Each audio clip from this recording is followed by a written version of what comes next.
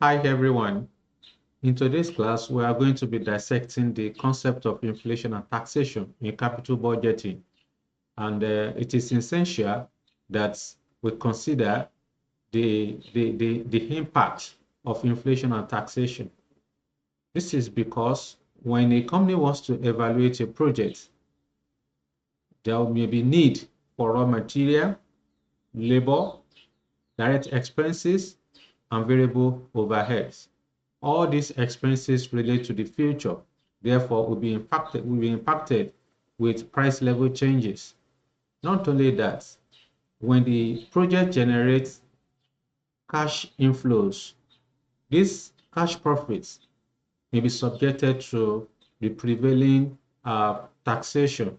Okay, may be subjected to taxation at the prevailing tax rates. Therefore, it is only important that we incorporate the possible effect of inflation and taxation. Hence, what do you understand by inflation? What is inflation? Inflation represents the increase in the prices of goods and services, resulting in a fall or decline in the purchasing power of money. So as a result of inflation, the value of money will drop. That is, the amount of goods and services that can be purchased with money will fall due to rising prices. So what are the two types of inflation?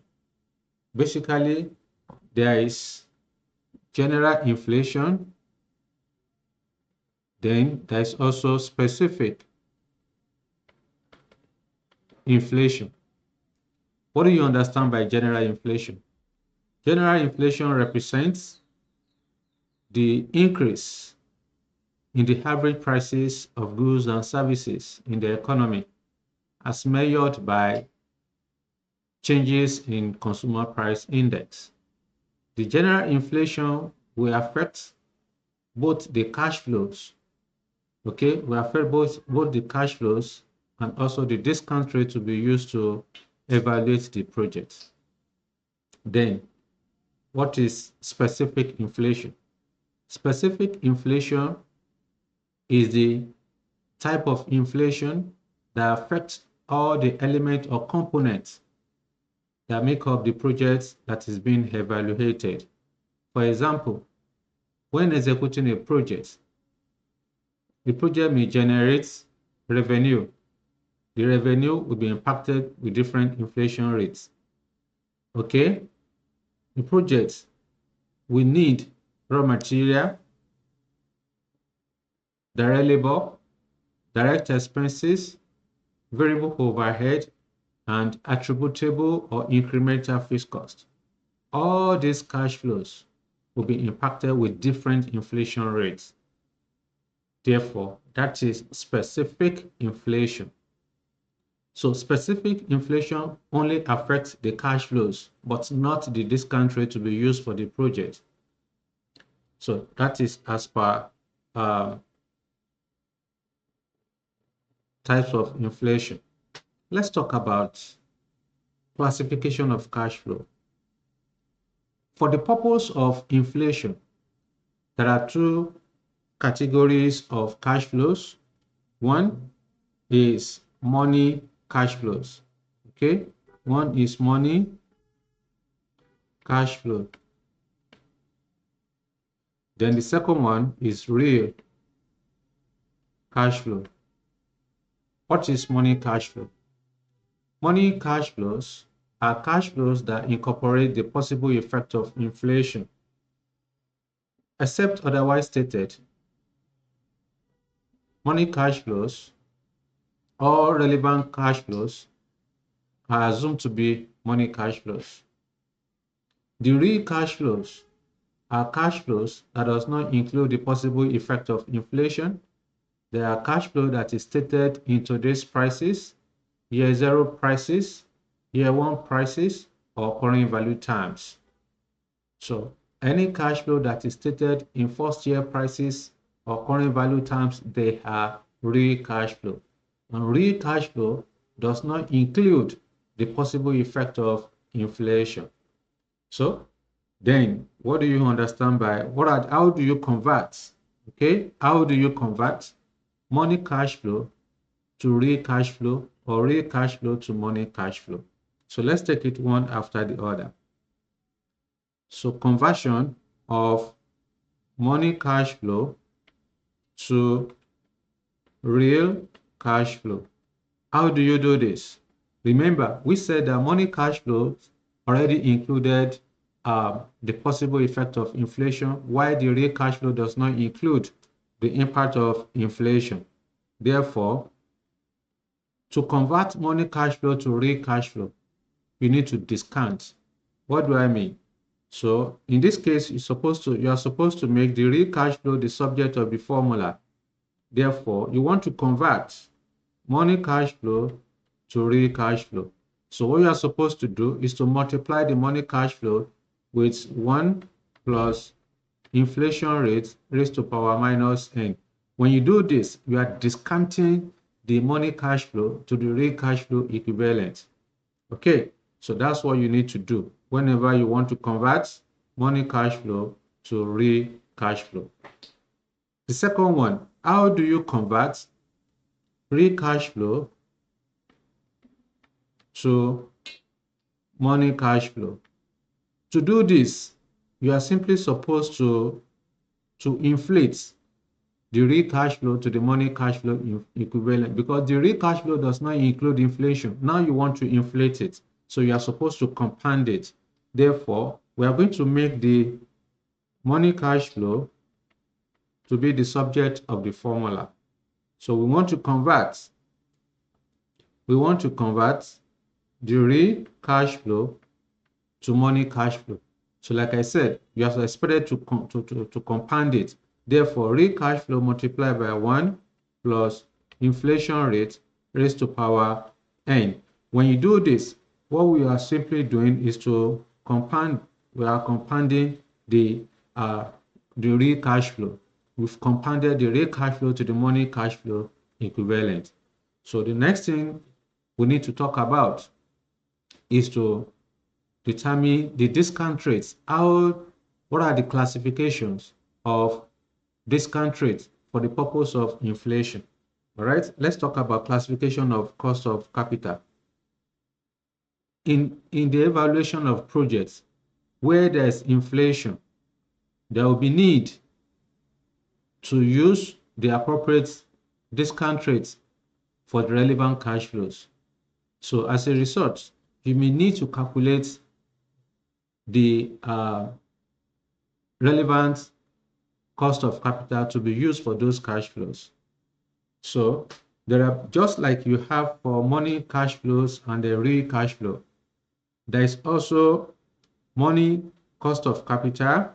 Okay, there is money cost of capital, and then real cost of capital. What is money cost of capital? The money cost of capital is the cost of capital that includes the possible effect of inflation. It is also known as money discount rates, money rates of return, or nominal discount rates. All right? What is real cost of capital? The real cost of capital is the cost of capital that does not include the possible effect of inflation. It is a cost of capital that is stated in real terms. Okay, so how do you then compute? How do you compute the money cost of capital as well as the real cost of capital? To determine the money cost of capital and the real cost of capital, you are expected to use the Ivan-Fisher effect formula. Okay, you are expected to use Ivan-Fisher effect formula. Therefore, to calculate money cost of capital, first thing first, you need to state the Ivan-Fisher effect formula, which is 1 plus m equal to 1 plus r multiplied by, okay, 1 plus general inflation rates. M is the money cost of capital, R is the real cost of capital, then I is the general inflation rate. This is Professor Ivan Fisher effect formula.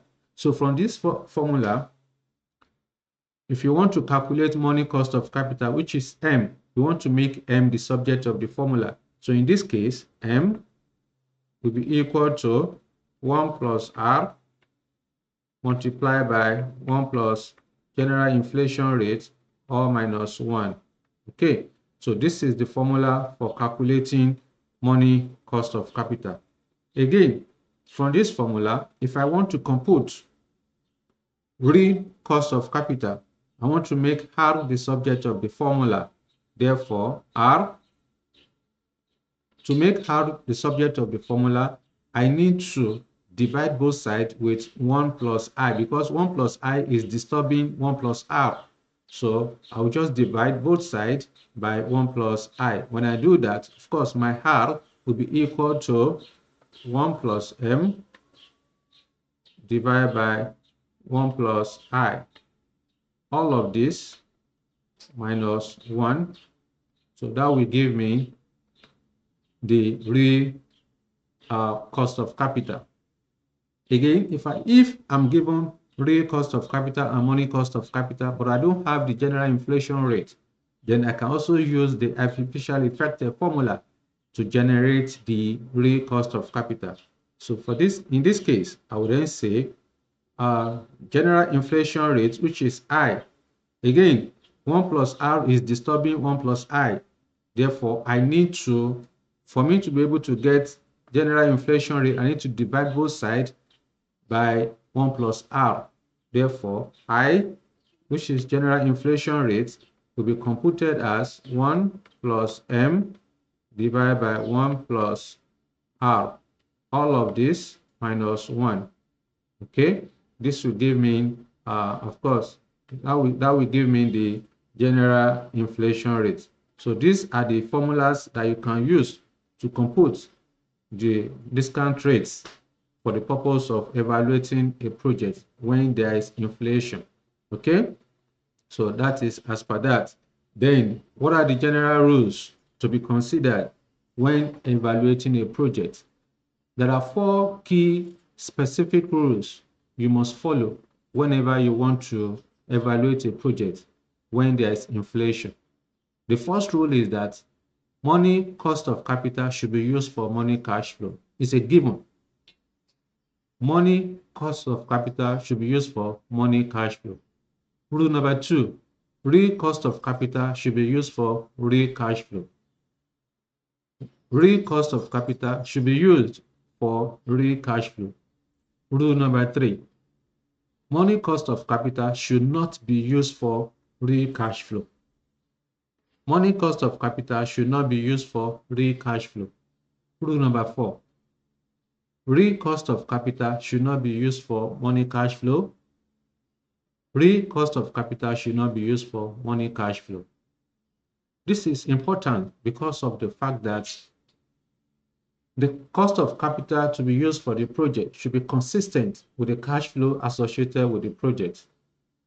Specifically, there are 2 key things you must take into consideration when you are evaluating a project. There are specifically 2 things you must take into consideration.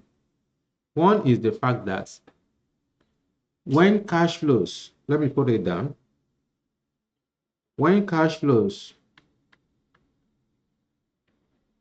okay, are stated in year 1 prices,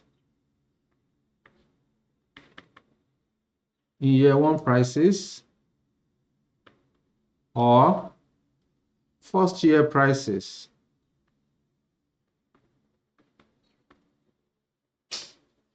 okay, inflation should start from year 1. Okay, sorry, inflation should start from year 2.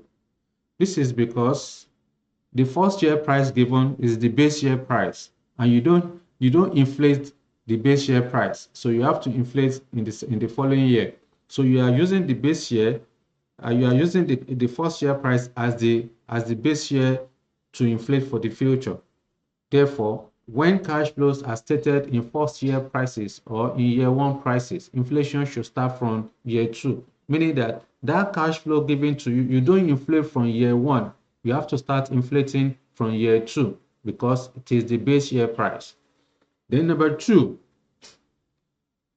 specific rule that you must follow is the fact that when cash flows, okay, when cash flows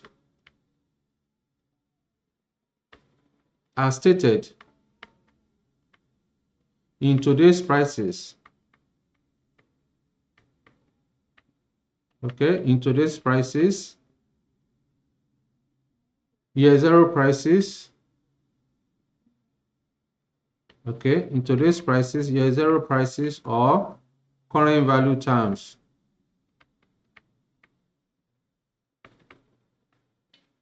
Current value terms. Then inflation should start from year one.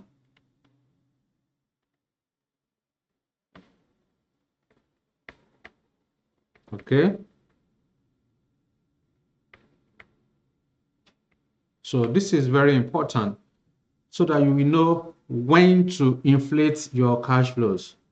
For example, if you are given revenue and you are told that revenue in first year price, what that simply means is that in that first year, you are not going to inflate the revenue given to you. But in the second year, you have to apply the inflation rate using all those formulas are provided for calculating your, for converting your money cash flow to real cash flow or real cash flow to money cash flow.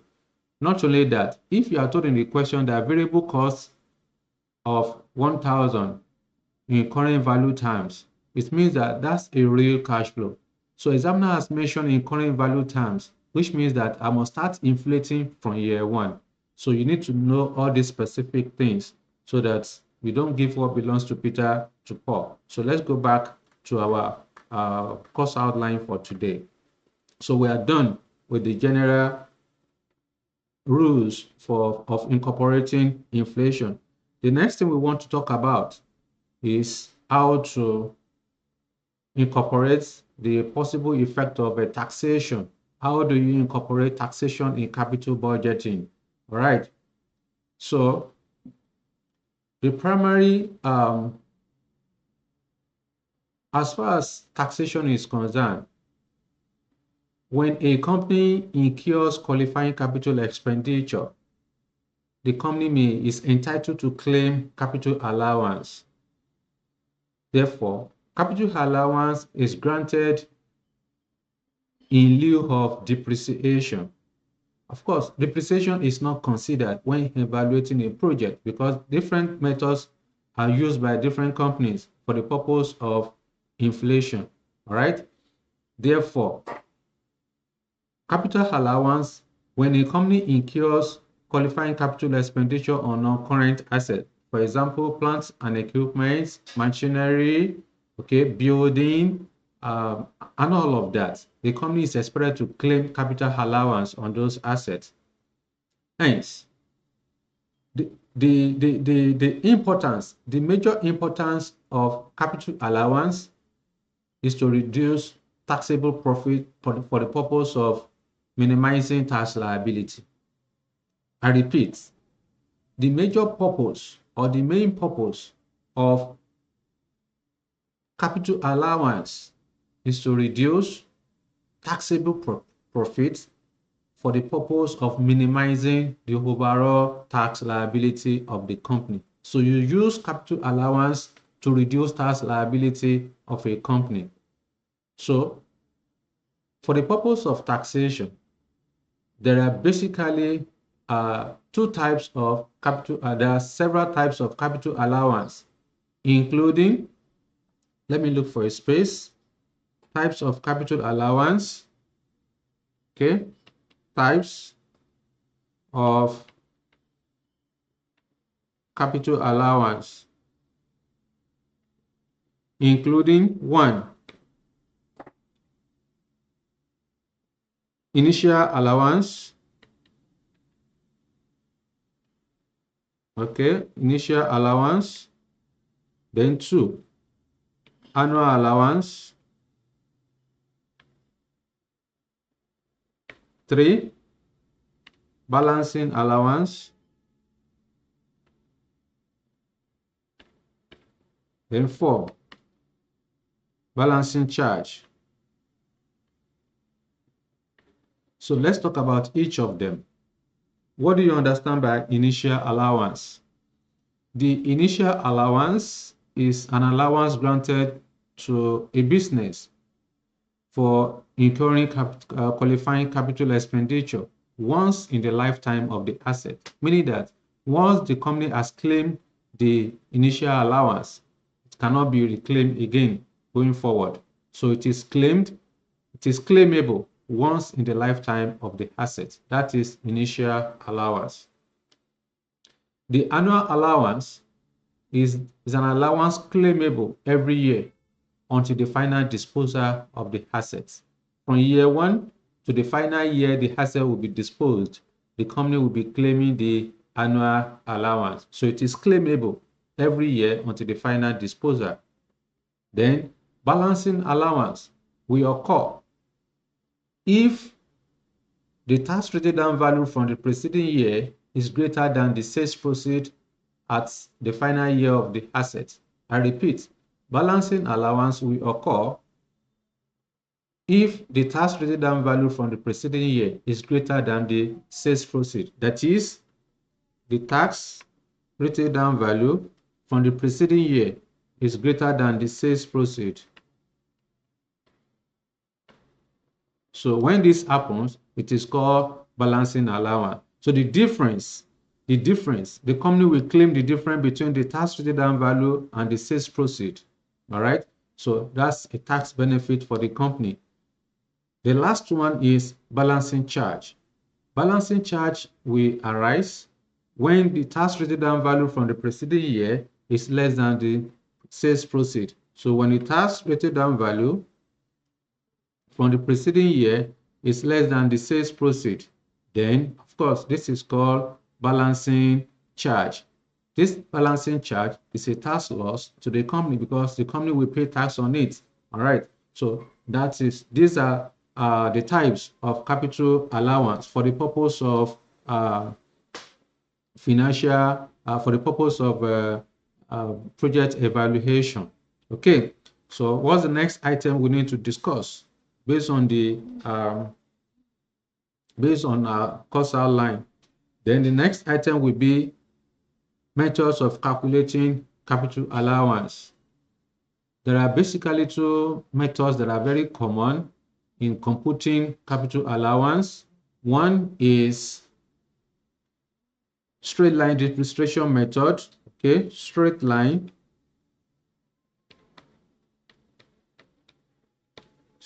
depreciation method. Then 2, reducing balance method. Reducing balance method.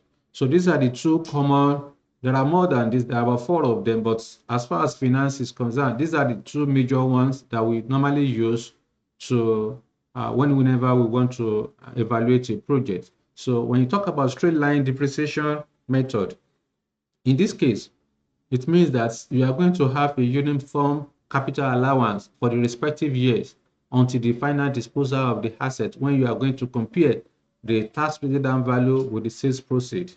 All right, but the reducing balance method will be claimed will be claimed on the tax written down value of each year. Okay, so that means it will be changing. It's not going to be uniform. So it will change year by year depending on the value you have for the tax written down value. Okay, so that is as per methods of calculating capital allowance. So when do you claim capital allowance? When is capital allowance is expected to be claimed? Capital allowance can be claimed in the current year in which the profit is earned, or in arrears. You can also claim capital allowance in advance, but what is common is in the current year as well as in arrears. So if capital allowance is to be claimed in the current year, it means that the year the profit is earned, okay, the year the profit is earned is when the capital allowance will be claimed. Then if capital allowance is to be claimed in arrears, it means that the profit of the previous year or of the immediate of the penultimate year of the preceding year will be claimed in the current year. Meaning that, say for example, the profit of 2024 will be claimed in 2025. Profit of 2025 will be capital allowance on it will be claimed in 2026. So this is when to claim capital allowance or when to pay tax. It means that the tax to be paid in the current year, the tax to be paid will be the tax on the current year profit. If it is in arrears, then 12 months after profit will be taxed. Okay, the profit of today of this year will be taxed 12 months after. So that is for that. Then I've already said the purpose of capital allowance, which is the main purpose of capital allowance is to reduce taxable profits for the purpose, in order to reduce the overall tax liability. So majorly, the essence of capital allowance is to reduce tax liability. Then how do you compute tax saved on capital allowance? I said that the purpose of capital allowance is to reduce tax liability. So if that is the case, I can either use capital allowance to reduce tax liability, or I use tax saved on capital allowance to reduce the tax liability. So how do you then compute? How do you compute tax saved on capital allowance? Okay, let's go and do that. So calculating tax saved on capital allowance.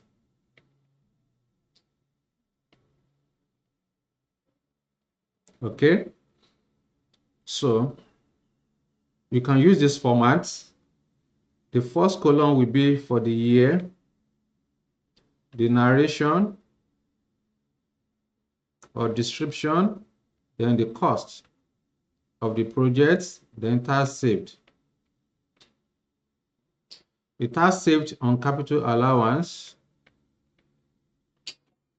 you multiply with the company tax rates. You multiply the capital allowance with the company tax rates. So in year 0, for example, let's say this asset has 2 years life because of space. So I'll pick the cost of the assets. Say the cost of the asset is 1,000 for simplicity. So in the first year, this company will claim both initial allowance and annual allowance. Of course, each of them will have its own rates. So you are going to multiply the initial allowance rates on the cost of the asset of 1,000. You keep it on one side. You also multiply the annual allowance rate on the cost of the asset. Then you add the two together. Then you now less from the cost of the asset. Let me just use, so that's the cost. This is the capital allowance computed. So the difference between the cost and the capital allowance will give me tax written down value. This is the tax written down value at the end of year 1. I will then move to year 2. Our assumption is that this project has 2 years life. Therefore, year 2 is the final year. So I need to compare. Being the final year, I need to compare, or let me make it 3 years. So in year 2, I will claim annual allowance because I can't claim initial allowance again. Initial allowance is once in the lifetime of the asset. Therefore, depending on whether it's on a straight line basis or reducing balance basis. So we are assuming it's on a straight line basis. So the same amount you have in year 1 will be for year 2 for your capital allowance. Okay, so this represents the tax written down value at the end of year 2.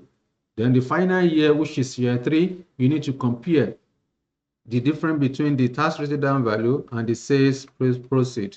Okay, so let's say the sales proceed let me just call it a square value,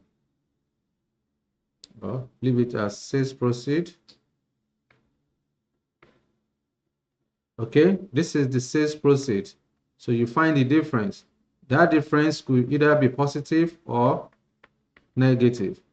So if the difference is, of course, this will occur in year 3. So if the difference is positive, it is called balancing allowance. But if the difference is negative, it is called balancing charge. All right. So this is how to calculate capital allowance. So if I want, I can either use capital allowance to reduce my tax liability, or I use tax saved on capital allowance to reduce my tax liability. Irrespective, we are going to get the same thing. So say, for example, I want to use tax saved on capital allowance to reduce the tax liability. So in this case, what I need to do, for me to get the tax saved on capital allowance, I will multiply the company tax rate on the capital allowance. This is the capital allowance in the first year, in the second year, then in the third year. So all I need to do is to multiply the company tax rate on the capital allowance computed. I will have this, I will have this, then I will have this, which should be, it could be positive or negative. All right, so this will give me my total tax saved. When you add everything together, I will have the total tax saved. So this total tax saved, this is total, let me write it here, total tax saved, TTS. So this total tax saved can be confirmed. If I want to confirm if that is correct, I can just say total tax saved, total, let me use another space. So to confirm if my tax saved on capital allowance is correct, so I can say total tax saved is equal to the cost of the assets minus the scrap value multiplied by company tax rates. So this will give me the total tax saved. Whatever I have must be equal. Okay, this must be equal. These two numbers must be equal. If they are not equal, it means something is wrong somewhere. So this is how to compute tax saved on capital allowance. What else do we need to discuss before we proceed to calculation? So we are done with all the explanation on how to incorporate taxation in project evaluation. So the next thing we want to discuss now is for me to provide you with the format that you can use to compute NPV, IRR, modified internal rate of return, or adjusted present value, any technique that you may want to use. All right. Okay. So in computing NPV, IRR, or APV, whatever the technique that you may want to use to appraise the projects, the following format that I want to provide will be sufficient to do that. Okay. So say, for example, you want to compute NPV format. Okay. So we want to use this format to compute NPV, or internal rate of return. So I will say calculating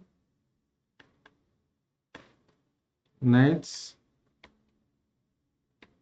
present value. If it is APV, whatever the technique, so NPV.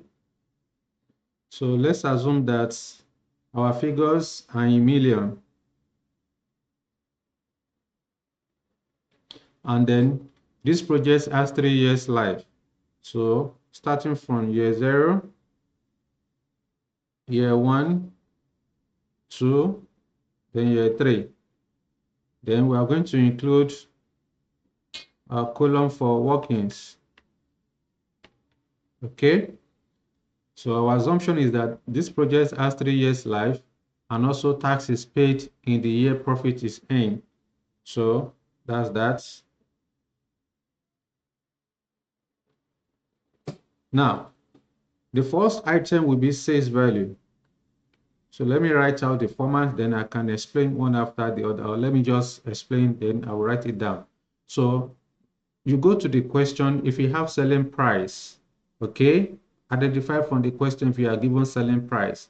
If there is selling price, then you need to confirm again from the question if there is inflation rate. If you are given inflation rate for selling price, that means you need to go and inflate the selling price. So after inflating the selling price, you multiply with the number of units sold. So whatever you have will represent your sales value. Therefore, you come and post your sales value here. So that should be working number 1. I will then go again to the question to confirm if I have variable cost. If variable cost is given, then of course variable cost per unit, I will first thing first inflate the variable cost if there's inflation rate for variable cost. Then I will multiply with the unit produced, get my total variable cost. So my variable cost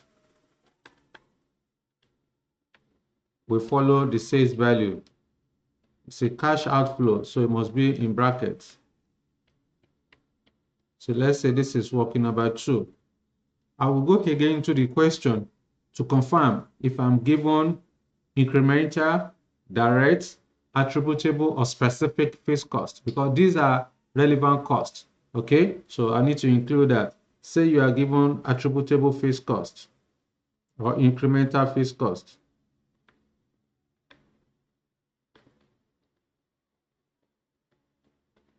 Okay, incremental fixed cost. It's a cash outflow.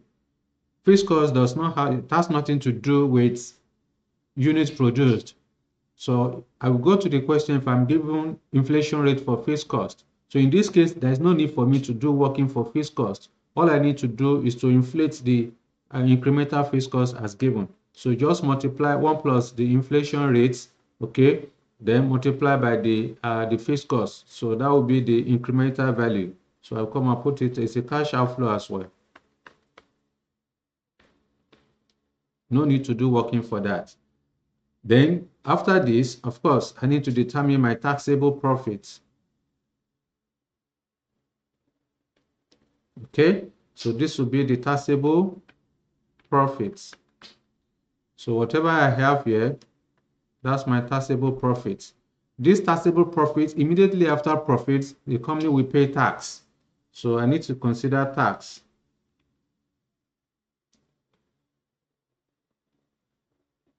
Tax at company tax rates.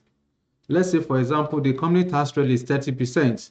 So I need to multiply 30% on the taxable profit. However, before I do this, I will go back to the question to confirm if tax is paid in the current year or in arrears. So in our assumption here is that tax will be paid in the current year, the profit is earned.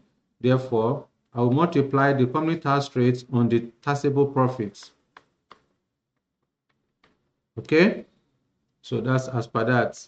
Then immediately after the tax, I need to consider tax saved on capital allowance to reduce my tax liability. Tax saved on capital allowance. So this will follow the patterns of tax liability. So whatever I've calculated here as my tax saved on capital allowance, this value, and then this value will represent my tax saved on capital allowance. I will go and do working on that, then I will come and post. This will reduce my tax liability. So say this is working number 3. Okay. Then thereafter, I need to consider scrap value. If there's any sales proceed or scrap value. Okay. So this will occur at the final year. It's a cash inflow. Then I need to consider initial outlay. So initial outlay will occur at the beginning of the project. It is also possible that there is working capital.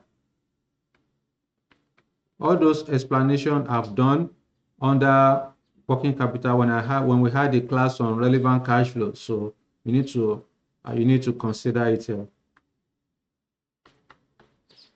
So we're assuming that there's a one-off working capital in year 1, so we should be treated as cash outflow in year 0. Then at the end of the useful life, you recover the working capital. So our working will be working 4. All right. So at this stage, I need to determine net cash flow. So this is net cash flow.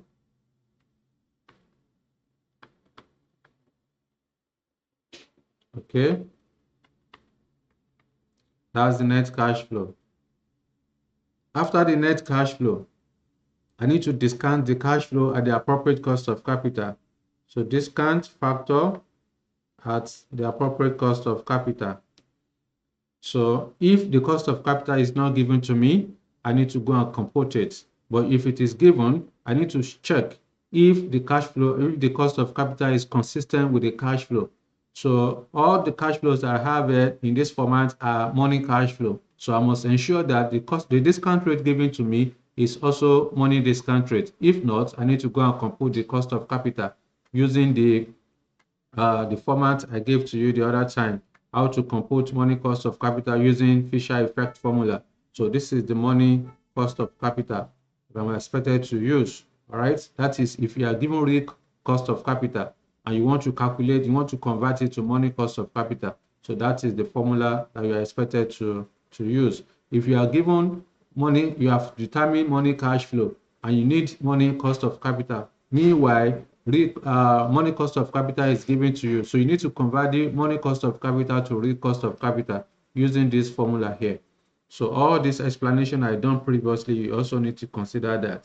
So at this stage, the next thing I need to do now, okay, we're assuming that the cost of capital given is appropriate and consistent with the cash flows. So I will determine the cost of capital, the discount factor in year 0. All right. I will determine discount factor in year 1, year 3, whatever. Then at the end of the day, I will have my present value. So the discount factor multiplied by the net cash flow will give me the PV in year 0, year 1, year 2, then year 3. This is the present value. After the present value, I need to consider net present value. So I need to consider the net present value. So this is the net present value.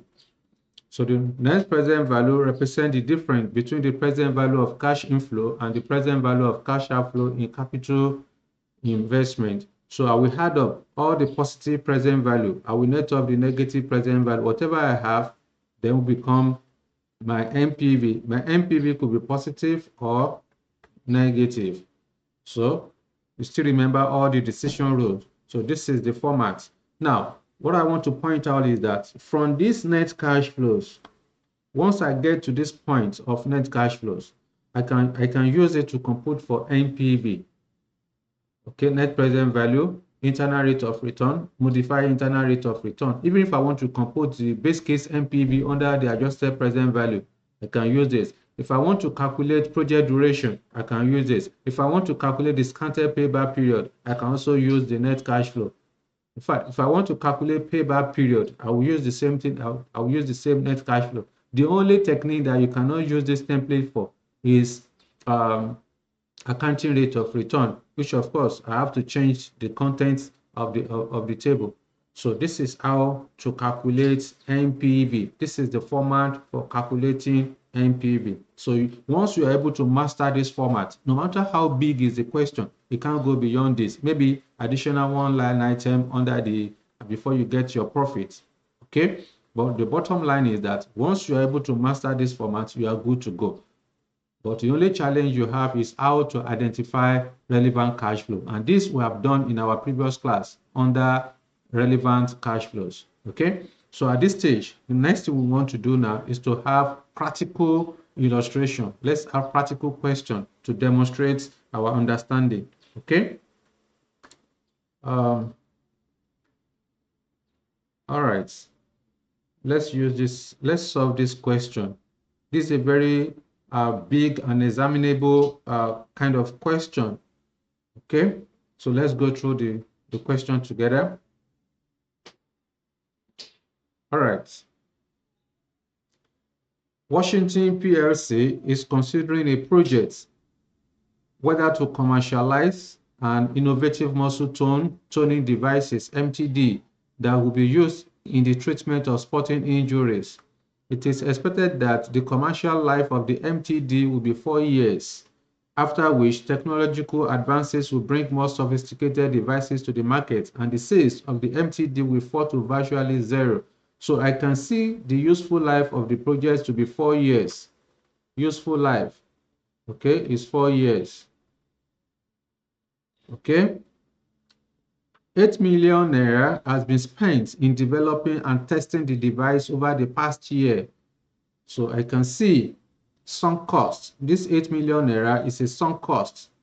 So here is a sunk cost. All right. Also, initial market research has been conducted at a cost of 2.5 million naira and is due to be paid shortly.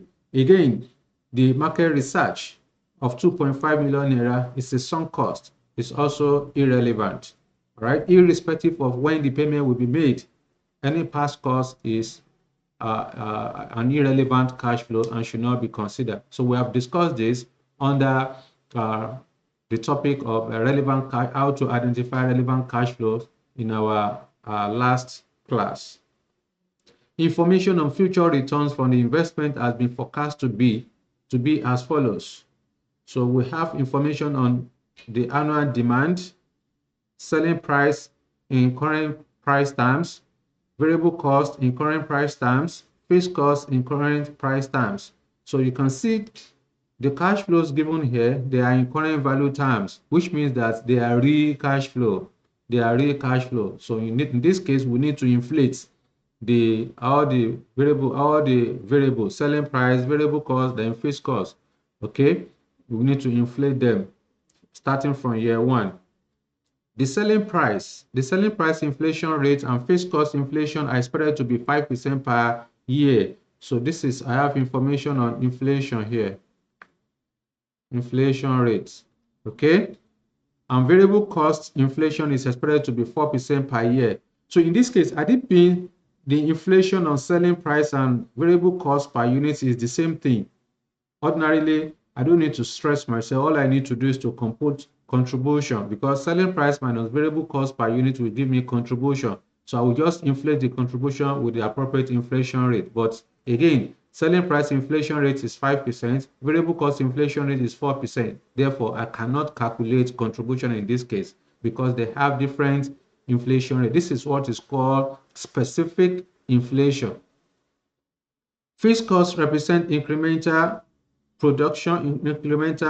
fixed production overheads, which are wholly attributable to the project. Examiner has told us that these fixed costs of 10 million naira are incremental and it is attributable to the project, which means they are relevant.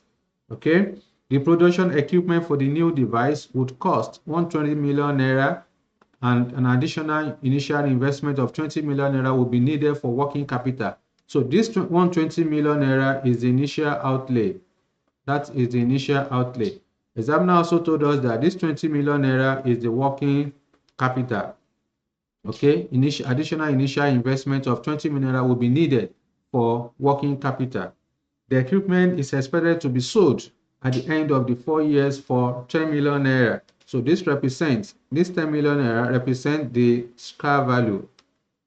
When production and sales cease, so at the end of the project, this equipment will be sold for 10 million naira. That's the scrap value. All right. The average general level of inflation is expected to be 3% per year, and working capital would experience inflation of this level. So examiner has given us inflation rates on working capital.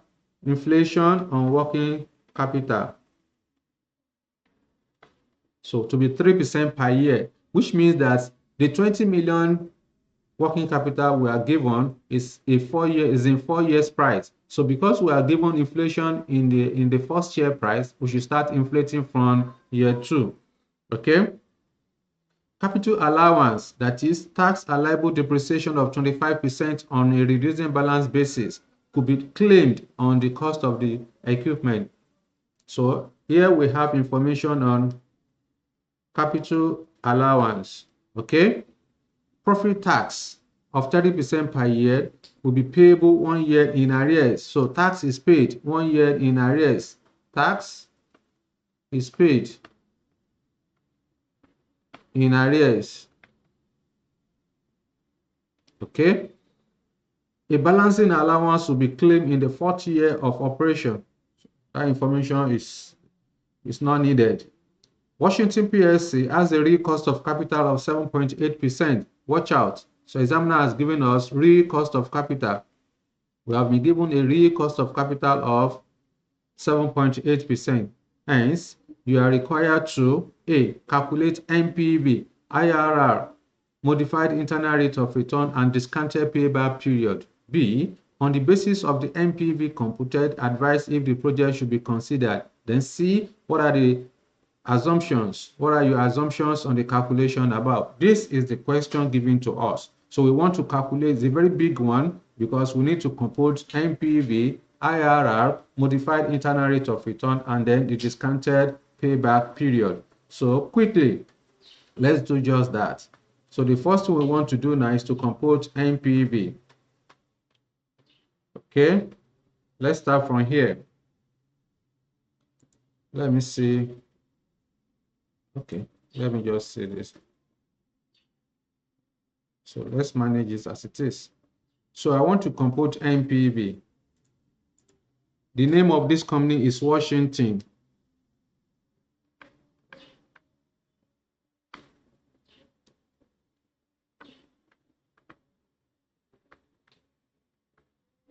Washington PLC.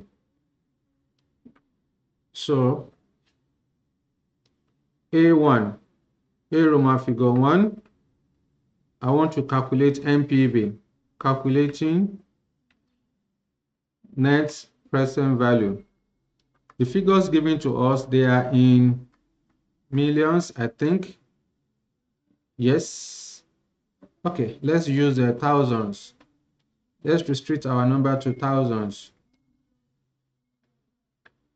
Figures are in thousand naira.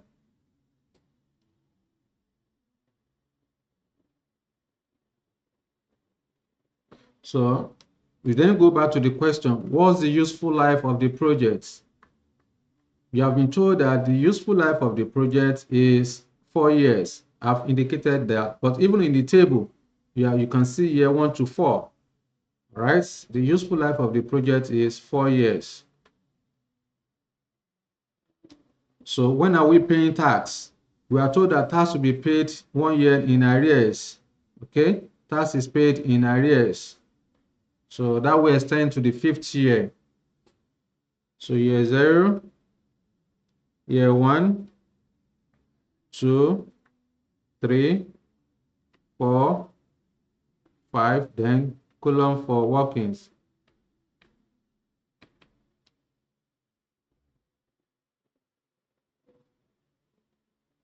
Okay, so instead of me to come and be putting the currency under each year, so I've already skipped that. That's what I put it on the top in thousands. So the first item will be my sales value. Therefore, let's go back to the question and confirm the sales value.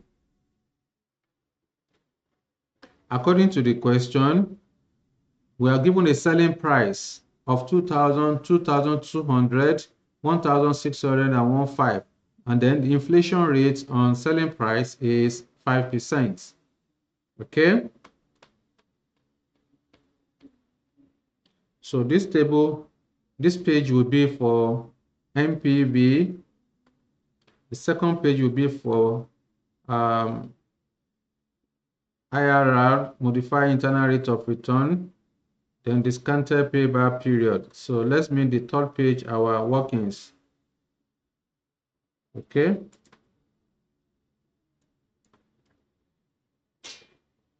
These are our workings.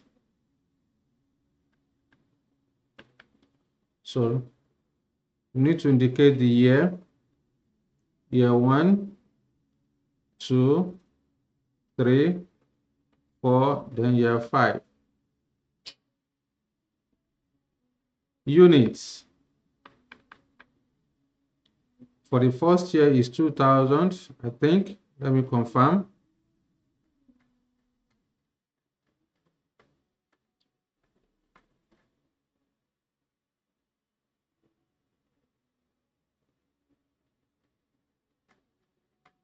The unit in the first year is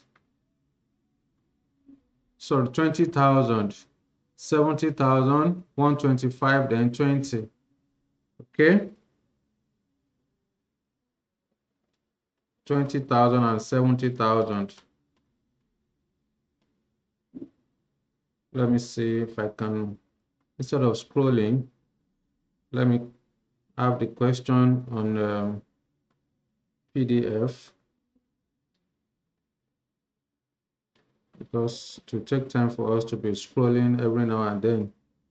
Here is 20,000, 70,000.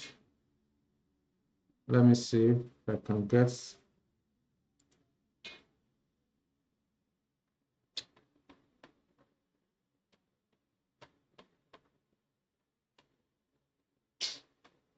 Okay, let me see if I can have this one. So to save time, I don't want to be scrolling from one page to another. Yeah, this is the question. So yes, units in the first year is 20,000, second year 70, third year is 125,000. So here is 125,000, then 20,000 in the fourth year. Okay. Now, these are the number of units. Say this is A, then I need to consider working number one, sales. To get my sales, first of all, I need the selling price. There are different selling price for each year. The first selling price is 2,000 naira. Then the second selling price is 2,200. 2,200 is the second selling price. Okay. Then the third selling price is 16. 2,200, 1,600, and the fourth year is 15. Here is 1,500. Therefore, I need to inflate now. To inflate, these 2,000, 2,216, and 1,500, they represent real cash flow because they are in current value terms. So they are real cash flows. Therefore, I need to convert it to money cash flows. So inflation at 5%. So the inflation rate on selling price is 5%. So this 2,000 of year one, remember, this is in current value terms. Therefore, inflation should start from year one. I will say 1.1, 1.05 raised to power year one, 1.05 raised to power year two, 1.05 raised to power year three, 1.05 raised to power year four. So this is how to inflate your selling price. So at this stage, what am I supposed to do? I don't need year 5 in this one. Okay. So first thing first, you bring out your calculator. So say 1.05 raised to power 1 equal, then multiply by 2,000 equal 2,100. So inflated selling price is 2,100. I'll move to the second year. 1.05 raised to power 2 equal, then multiply by 2,200 equal 2426. 2426. The third year, 1.05 raised to power 3 equal, multiply by 1,600 equal 1852. The final year, year 4, 1.05 raised to power 4 equal, multiply by 1,500. That's 1823. 1823. With this, I've inflated the selling price. Let's say this is B. So to now get the total sales, total sales or sales, because of space. Says in thousands. In 1,000 naira would then be equal to A multiplied by B. Okay. So let's multiply now. So 20,000 multiplied by 2,100 equal, that's 42,000. Remember, our figures are in thousands, so that's 42,000. Here is 42,000. Then in year 2, 70,000 units multiplied by 2426 equal 169,820. 169,820. Then year 3, 125,000 multiplied by 1852 equal 231,500. 231,500.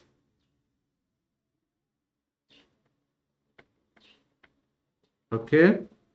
Then, of course, the final year, 20,000 units multiplied by 1823 equal 36,460.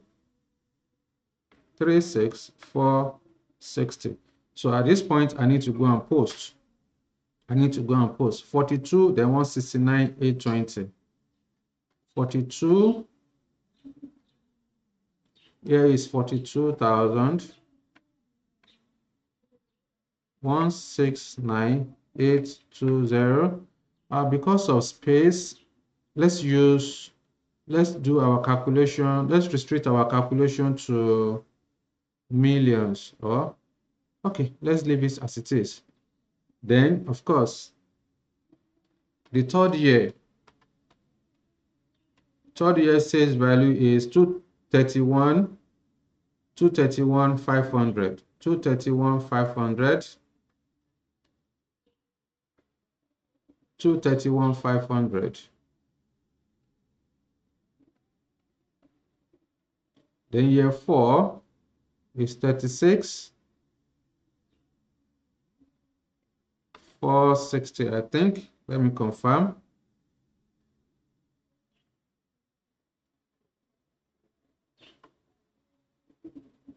$36,460, yes. Okay, 36,460. So this is working over 1. All right, let's push this one a little bit. 3, 2, 4, then here 5. Okay, push this one a little bit further.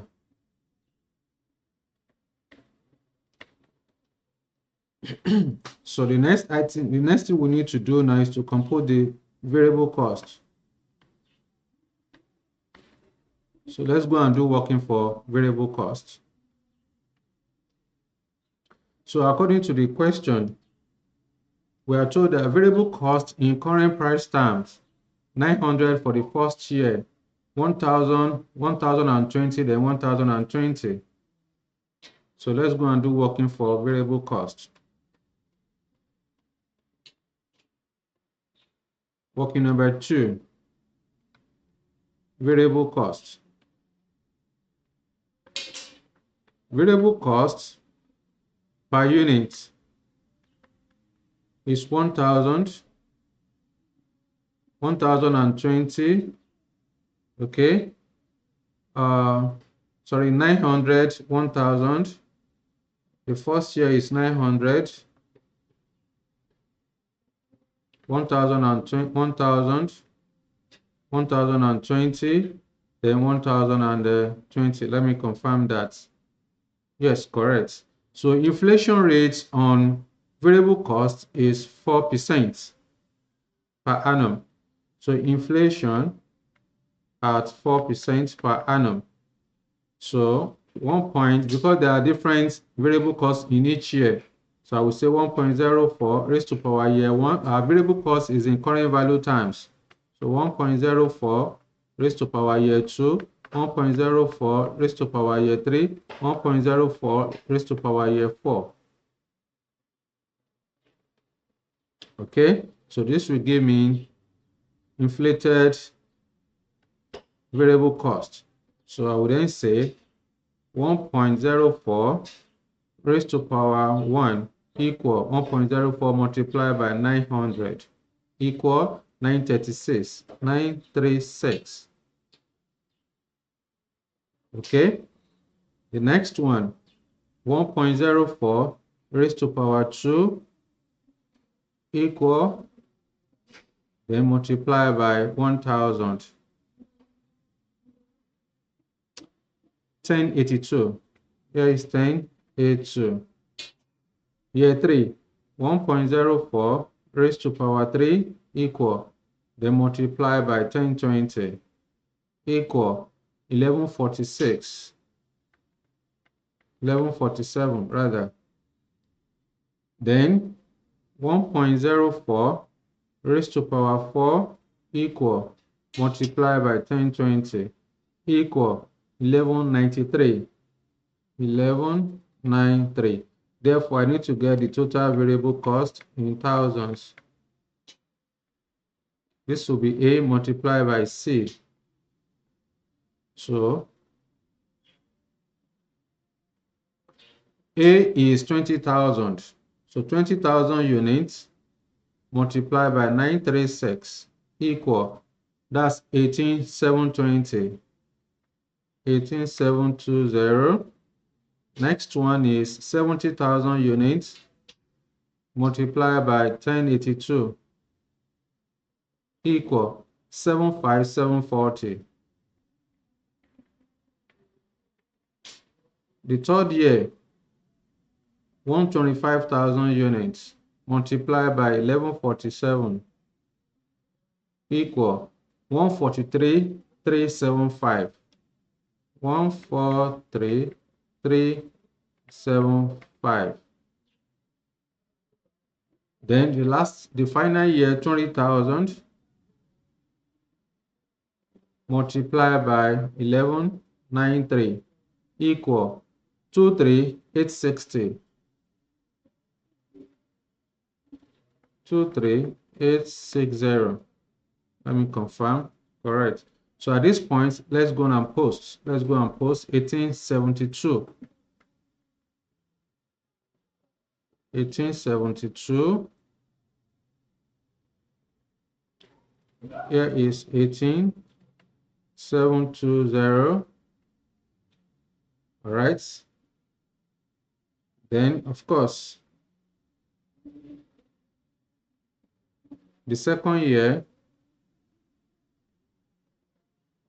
is 75740. 75740. 75740. 75740. The third year is 143,375. 143,375.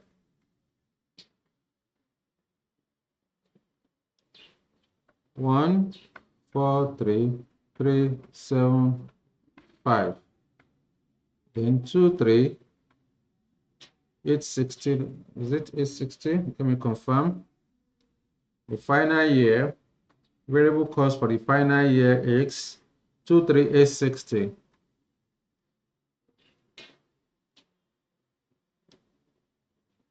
860. Okay, this is working number 2.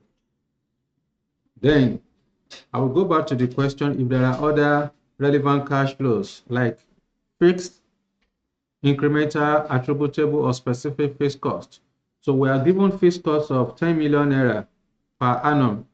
Examiner now told us that this fixed cost is an incremental fixed production overhead, which are wholly attributable to the project, which means that the fixed cost of 10 million naira is relevant. Remember my explanation on the relevant cash flows. I said that there are three ways the examiner can test fixed cost in a question. If you are given fixed cost without further information, that fixed cost is irrelevant because it's not related to the project. Provided the fixed cost will not change, then it is irrelevant.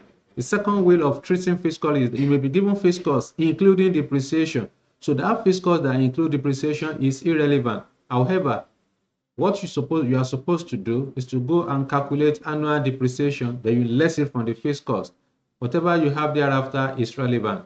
Then the third way of testing in fixed cost is if you are doing fixed cost excluding depreciation. In this question, of course, that fixed cost that exclude depreciation is relevant, so you have to consider that. So I now explain that whenever you are given direct, incremental, attributable, specific fixed costs, they are all relevant. You must consider it. Okay, so that's why we are picking the 10 million naira, and the inflation rate on the 10 million naira fixed production overhead is 5%.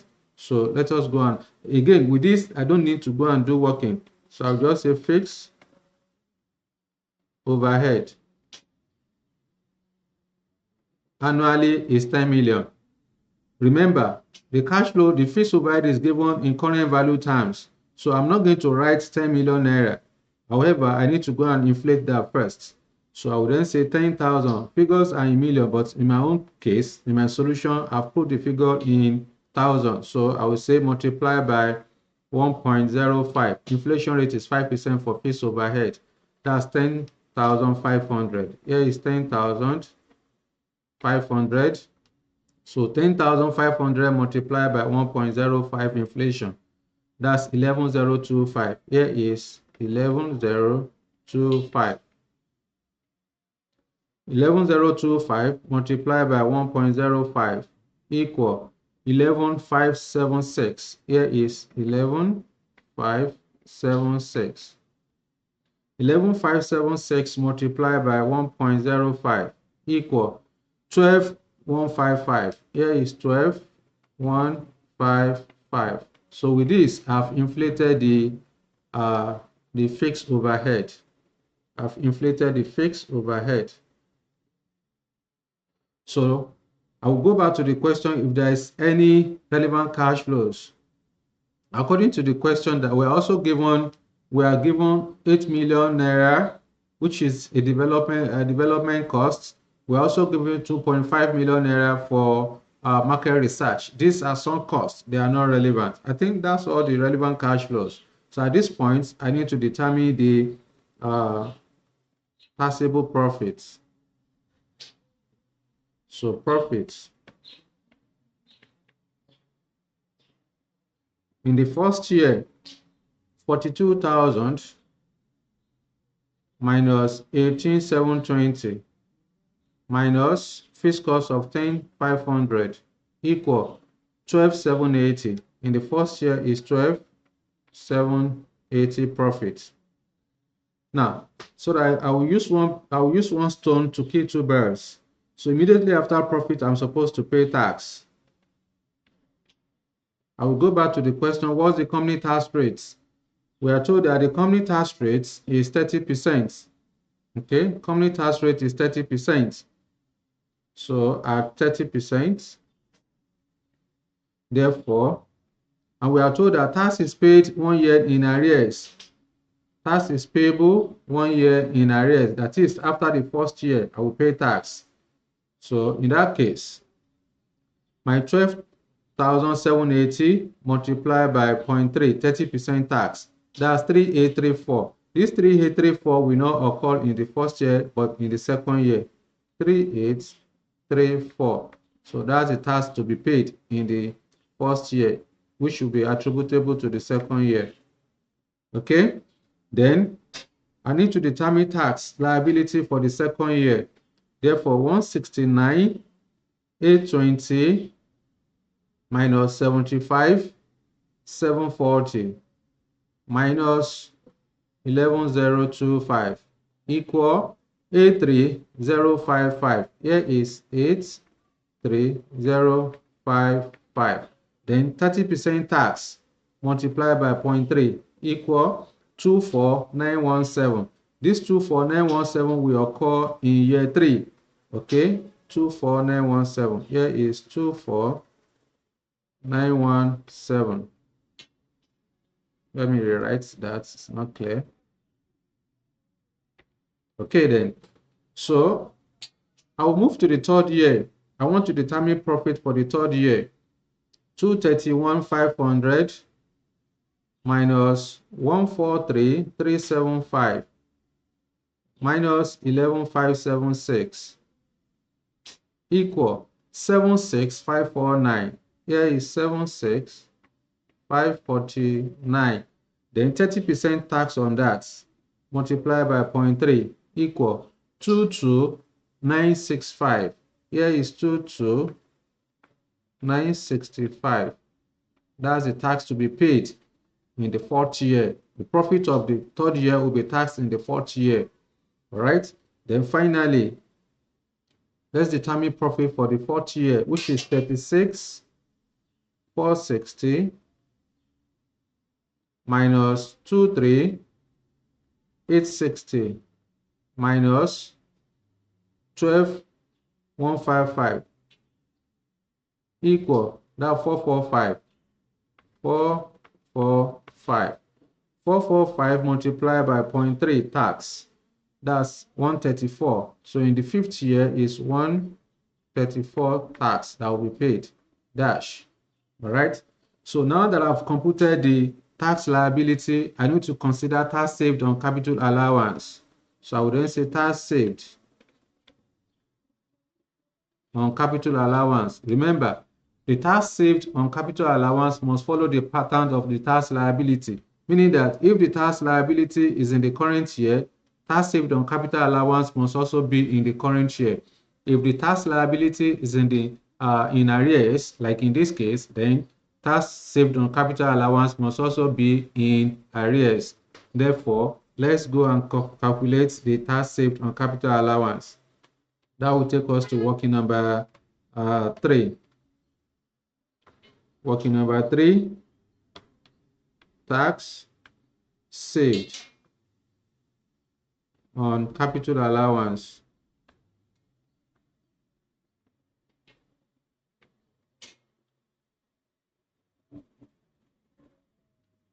Okay, so create a column for here. Narration, the cost of the assets, then tax saved at 30% company tax rates. So our figures are in thousands.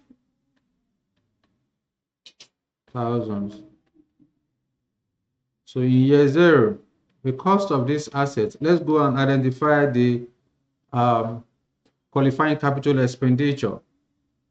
So according to the question that we are told that the production equipment for the new device will cost 120 million naira.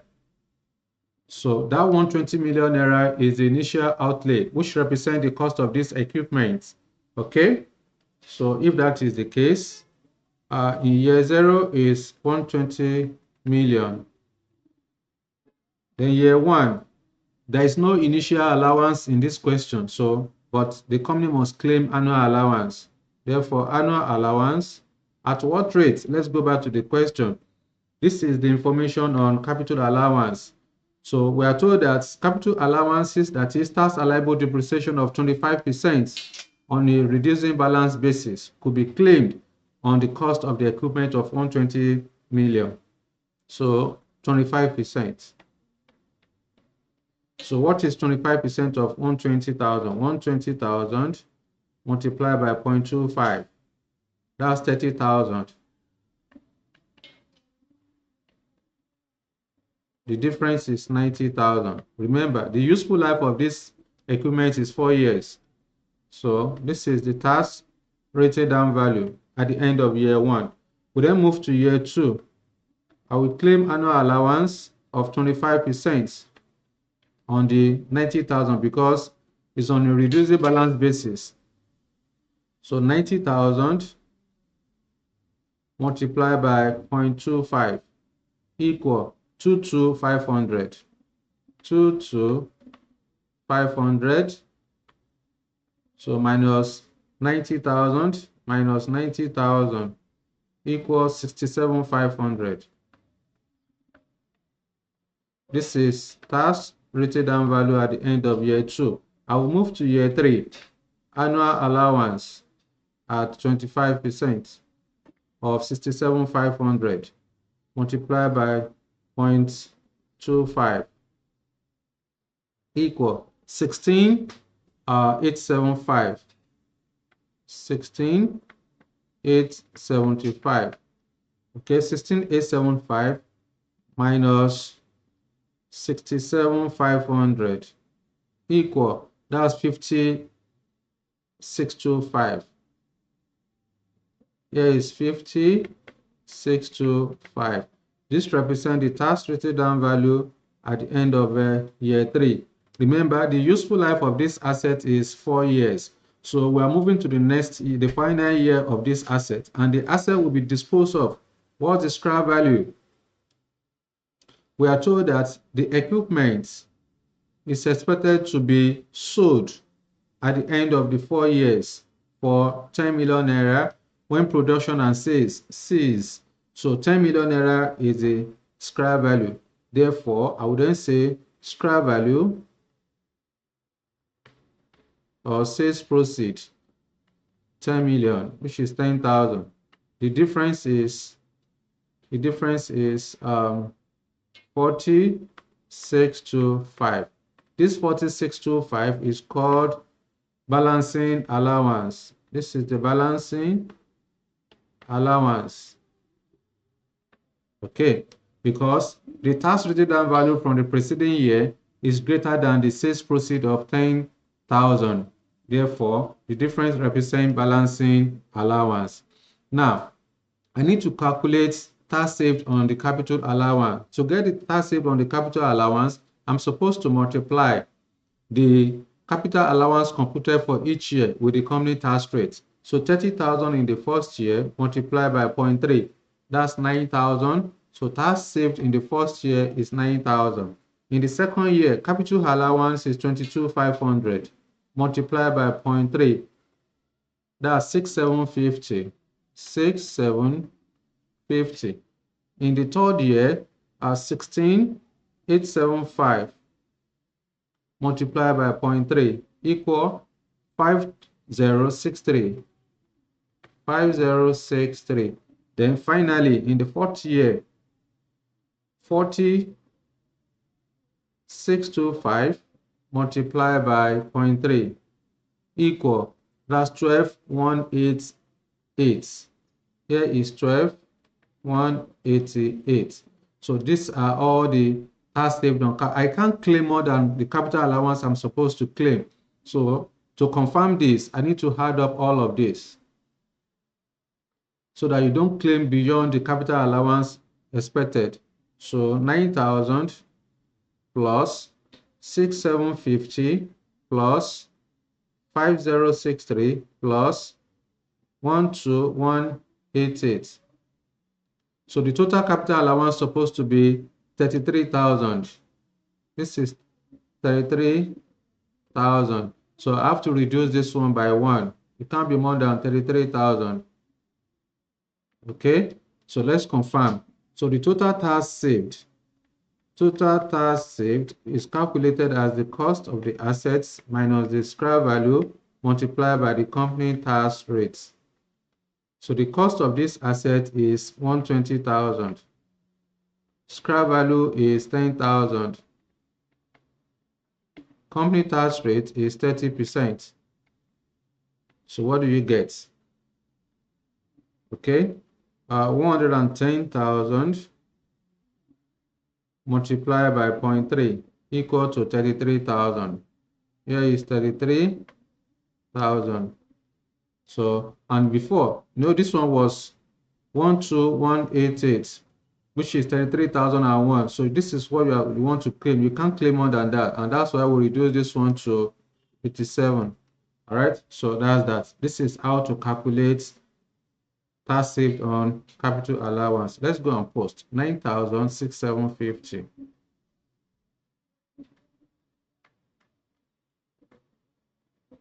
So 9,750. Then the third year,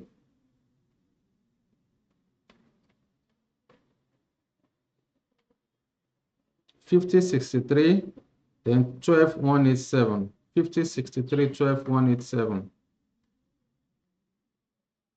5063, 12,187.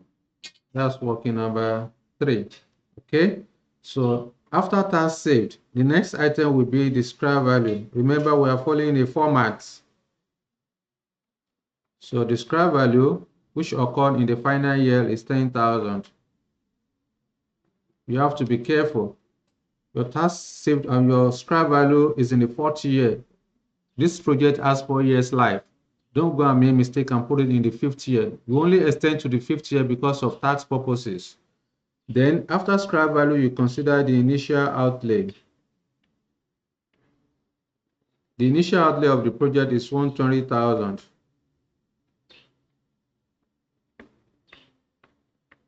Then we are told there's working capital. Okay, so let's go back to the question and confirm the working capital. According to the question, we are told that additional initial investment of 20 million naira will be needed for working capital. We're now told further that the average general level of inflation is expected to be 3% per year, and working capital will experience inflation at this level. So there's a working capital of 20 million naira in the first year. So we're now told that this working capital will increase by 3% per annum. So since you have told that the working capital is in the first year, then we should start inflating from the second year. So in this case, I will go and do working for my for the working capital. That will be working number 4.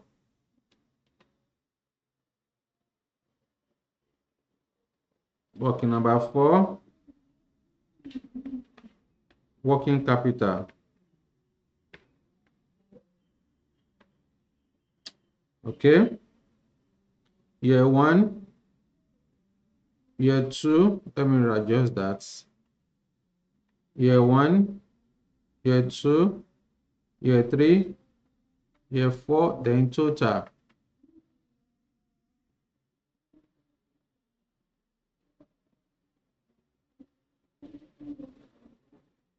Okay.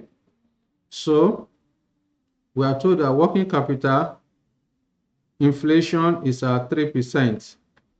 So the first year working capital is 20 million, which is going to be 20,000. Figures are in thousands. So we're now told that this working capital will increase by 3% per annum. Therefore, I would then say 1.03 multiplied by 20,000. So that's 2,600. Second year is 2,600. So 2,600 multiplied by 1.03 equal 21218. 21218 multiplied by 1.03 equal 21855. 21855.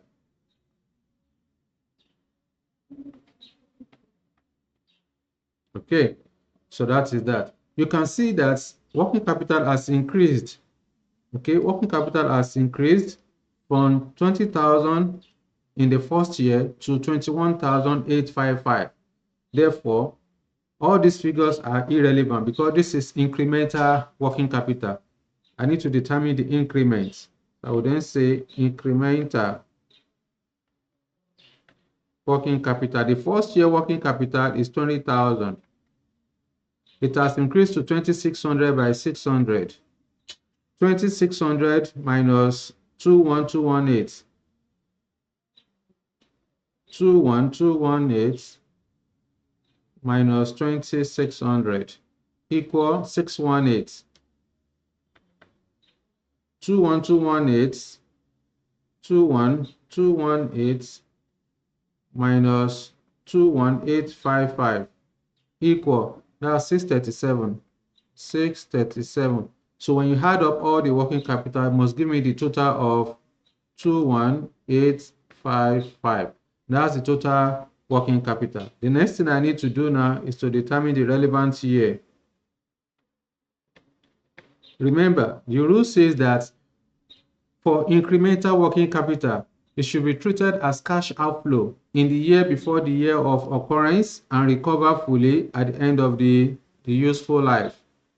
So the working capital of the first year of 20,000 should be treated as cash outflow in year 0. The one of the second year of 600 should be treated as cash outflow in year 1. The one of the third year should be treated as cash outflow in year 2. The one of the fourth year should be treated as cash outflow in year 3. Then at the end of the useful life, you recover the entire working capital. So this is how to treat incremental working capital. So let us go and post 20,600, 618.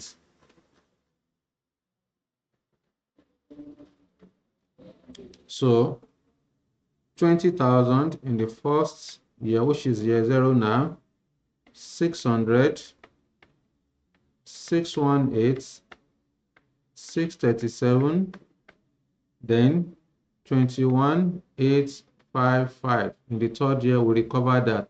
That's working number 4. So at this stage, we need to determine the net cash flow. Okay? Net cash flow.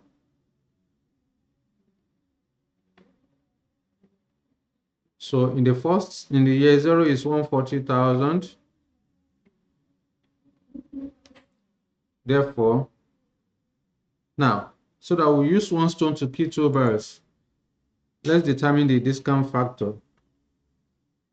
So let's go and calculate cost of capital. According to the question, we are given a real cost of capital of 7.8%. So you cannot use that for money cash flow because we have inflated our cash flows to money cash flow, and you need money cost of capital to be able to discount to get your present value. Here we have examiner has given to us the real cost of capital. So we need to convert that to money cost of capital. So let's go to working number 5 now.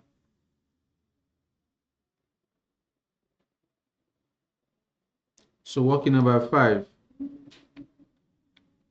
money cost of capital.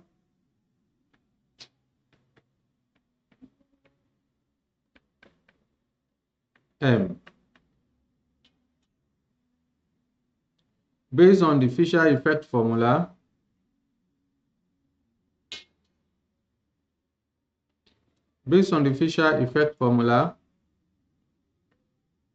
the money cost of capital is computed as 1 plus real cost of capital multiplied by 1 plus general inflation rate, all minus 1. So M will then be equal to, the real cost of capital is 7.8%. So that will be 1.078 multiplied by inflation rate. General inflation rate is 3% according to the question. General inflation is 3% per annum according to the question.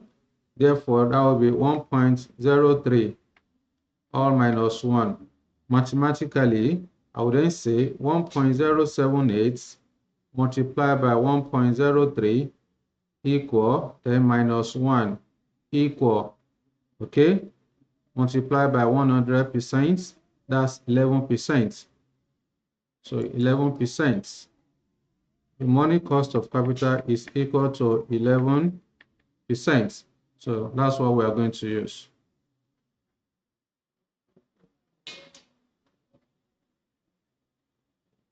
So at 11%, discount factor at year 0 is 1.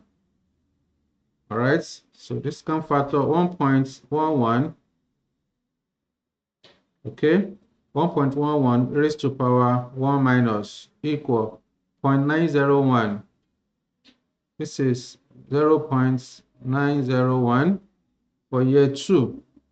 1.11 raised to power 2 minus equal 0.812.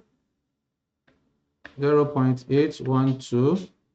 The third year, 1.11 raised to power 3 minus, 3 minus, that's 0.731. 0.731. Let me rewrite that. Okay. In the fourth year, 1.11 raised to power 4 minus equal 0.659. 0.659. Then in the fifth year, 1.11 raised to power 5 minus equal 0.593. 0.593. So this is working number 5. Okay. Then I can then calculate my net cash flow so that I can multiply to get my present value. After my present value, I will get the net present value, which is the final answer I'm looking for.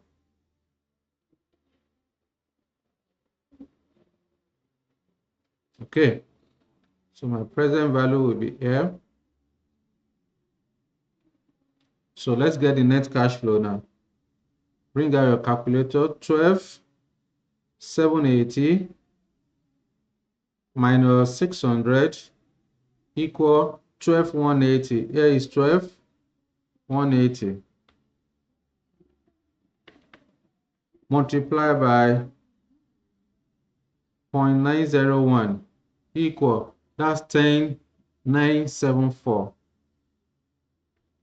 10,974. Here is 140,000. The next net cash flow, 83,055 minus 3834. Okay, plus 9,000 minus 618 equal 87603. 87603. They multiply by discount factor of 0.812 equal 71134. 71134.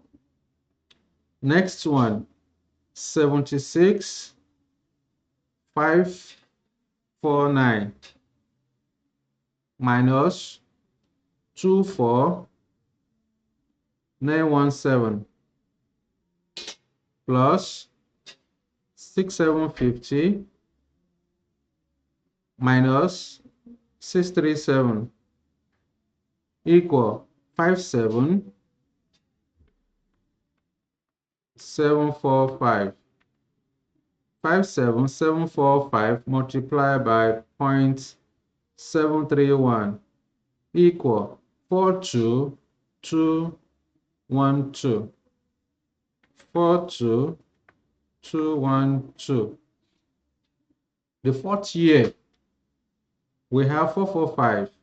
445 minus 22965. 22965 plus 5063. 5063 plus scrap value of 10,000. Okay, plus recovery of the working capital of 21,855 equal 14,398. Here is 14,398. Then multiply by the discount factor. All right, multiply by the discount factor of 0.659 equal 9488. Here is 9488. Then the fifth year, 134 minus plus 12, 187, 187. That's 12,053. 12,053. Then multiply by multiplied by 0.593 equal 7147. 7147. So finally, we need to determine the NPV. Remember, NPV is the difference between the present value of cash inflow and the present value of cash outflow in capital investment. Therefore, I will add up all the positive present value. 7147 plus 9488 plus 42212 plus 71134 plus 10974. 10974. Okay, plus 10974 equal, then minus 140,000 equal 955, positive 955. That is the NPV. According to the question, we are calculating NPV, IRR, modified internal rate of return, and the discounted payback period. So we have just calculated the NPV. So let's compose the internal rate of return. So number A2 now. A Roman figure 2. Calculating internal rate of return. So to get the internal rate of return based on the concepts, we are supposed to assume two discount rates that will produce two opposing NPV. One discount rate will produce a positive NPV, then another discount rate will produce a negative NPV. Then step 2, we proceed to calculating the internal rate of return, okay, using the IRR's formula. Then of course you advise, but in this case examiner did not ask us to advise. So let's compute the internal rate of return. So the first procedure is to assume two discount rates. So we have used 11% before, and we got NPV of 955,000. So let's assume a higher discount rate. For example, let's assume 15% or even 13%. So let's assume 13% and see what we are going to get. So in this case, I can use the normal format of calculating NPV to save time. Or I can also use this one too. So I will just say assume, let's use 13% and see. I hope 13% will be negative. So we have year 0, year 1, year 2, year 3, year 4, then year 5. Our net cash flow for year 0 is 140,000 negative. 12,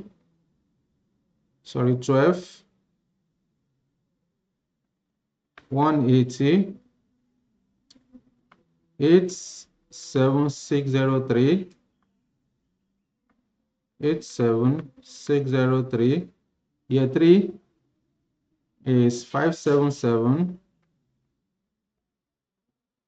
45. Then year 4, 14, 398. Year 5 is 12,053. Those are the net cash flows. Therefore, discount factor at 13%. We are assuming 13%. So here will be 1. So 1.13 raised to power 1 minus equal 0.885. 0.885. 1.13 raised to power 2 minus 0.783. 0.783. 1.13 raised to power 3 minus equal 0.693. 0.693. Then 1.13 raised to power 4 minus equal 0.613. 0.613. 3. Then finally, 1.13 raised to power 5 minus equal 0.543. 0.543. Okay. So here will be 140,000. This is the present value. Then 180 multiplied by 0.885 equal 10,779. Okay.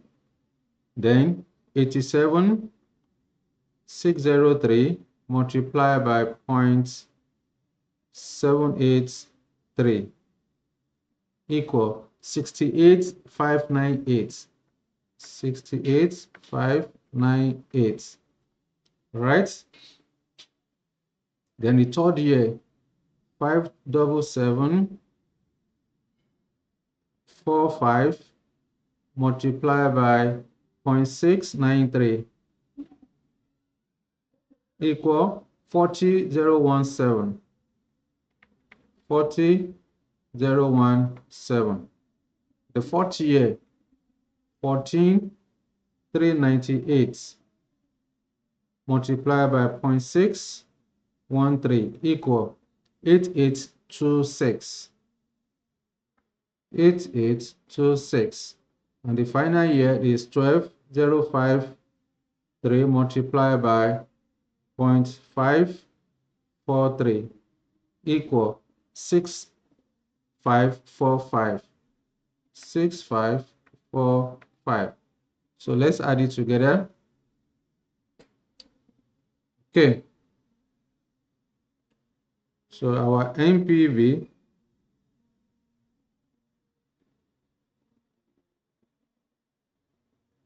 will then be equal to 6545 plus 8826 plus 40,017 plus 68,598 plus 10,779 equal then minus 140,000 equal 5,000. Here is 5,235 negative. So we have a negative NPV. So we assume 13% cost of capital, and it produced a negative NPV of 5,235. At this point, it means that we assume 11%, we got positive NPV of 955. We assume the second discount rates of 13%, and it produced a negative NPV of 5,235. So at this stage, I need to compute my IRR. I would then say IRR is equal to lower discount rates plus the net present value of the lower discount rates divided by the net present value of the lower discount rate plus net present value of the higher discount rate. All of this multiplied by the higher discount rate minus the lower discount rate. So this is the formula for IRR. So at this stage, A is the lower discount rate, which is 11%, plus NPV of the 11% is 955 divided by 955 plus the NPV of the higher, which is 5235 multiplied by a higher discount rate of 13% minus lower discount rate of 11%. So mathematically, this will be equal to 955 plus 5235 equal to 6190. 6190. Therefore, 955 divided by 6190 equal, multiplied by difference between 39 and 11, which is 2, multiplied by 2 equal, then plus 11 equal, that's 11.31%. So 11.31% is the internal rate of return. That's the internal rate of return. Now, we are done with internal rate of return. The next thing examiner has us to compute is the modified internal rate of return. So A Roman figure number 3, calculating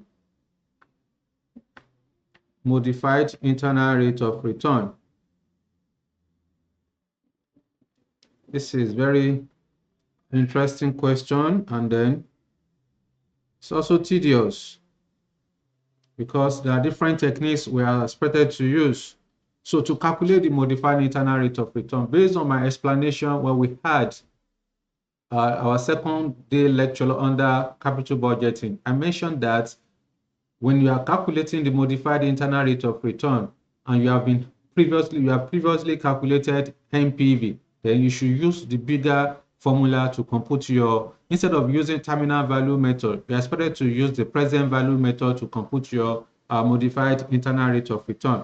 So for this purpose, I would then say modified internal rate of return is equal to, okay, cash flow, cash present value of cash inflow divided by the present value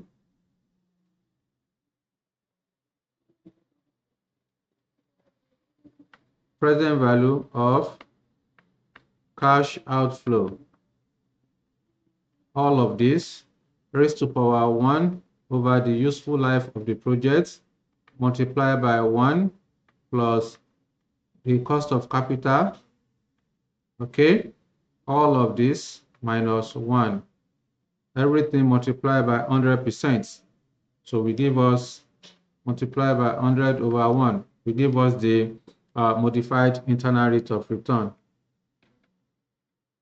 So in this case, the present value of cash inflow, we have computed the PV of cash inflow. In this case, the PV of cash inflow will be the NPV plus the cash outflow. So which is equal to, okay, which is equal to 955 plus 140,000, because remember, you first of all added the present value of the cash inflow, you now less the cash outflow. That's what produced the NPV of 955. So for you to get the PV of the present value of the positive cash flows, so just add up the NPV plus the initial outlay, then you divide it by the present value of cash outflow, which is 140,000. All of this raised to power 1 over 4. The useful life of the project is 4 years, not 5 years. So the 5th year is for tax purposes. So don't go and make mistake and be using 5 as your useful life. It is not. So the cost of capital we computed is 11%. So 1.11. 1.11. All of this minus 1. Then multiply by 100 over 1. That's it. It's as simple as that. Therefore, modified internal rate of return equal. So I will use calculator and get everything once and for all. 955 plus 140,000 equal, then divided by 140,000 equal, raised to power 1 divided by 4, that's 0.25. Okay, raised to power 0.25 equal, then minus 1. Sorry, multiply by 1.11 equal, minus 1 equal, multiply by 100% equal, that's 11.19%. 11.19%. Approximately my modified internal rate of return is 11% approximately. Then finally, we want to calculate. This is how to calculate. If you want to use terminal value method, then of course, the first thing first, there are 4 procedures. The first procedure is to calculate the terminal value of the positive cash flows. There, in this case, my positive net cash flows will be for year 1.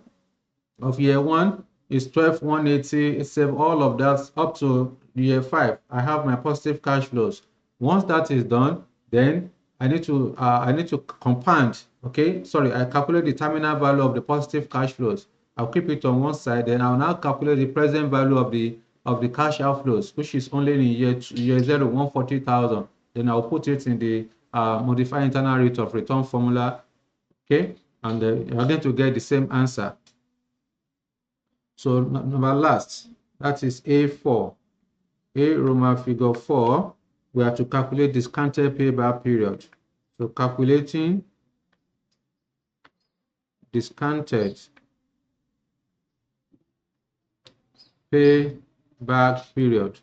So this is very straightforward. The beauty of the discounted payback period is that we've already computed the present value for each year. So this will make life easy. Therefore, I would then say, okay, let me use another format to do this. So here, cash flow, then balance, not even cash flow. Let's use the appropriate word, PV, present value, then balance.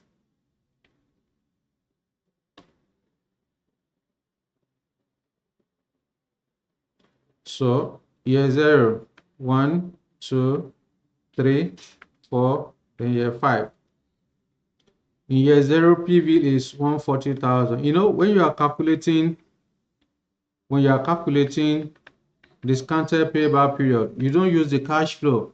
You must use the present value. That is, you have to discount the future cash flows to the present value equivalent before you complete the payback period. That's just the difference between the discounted payback period and the normal payback period, which means that you must discount the future cash flow first before you calculate the payback period. Okay, so present value of year 1 is 10,974. 10,974. Here is 10,974. Then 711. 71134. 71134. This is the figure we are picking. This is the figure we are picking. 71134, then 42212. 71134. So 42214. Then year 4. Year 4 is 9488. This is 212.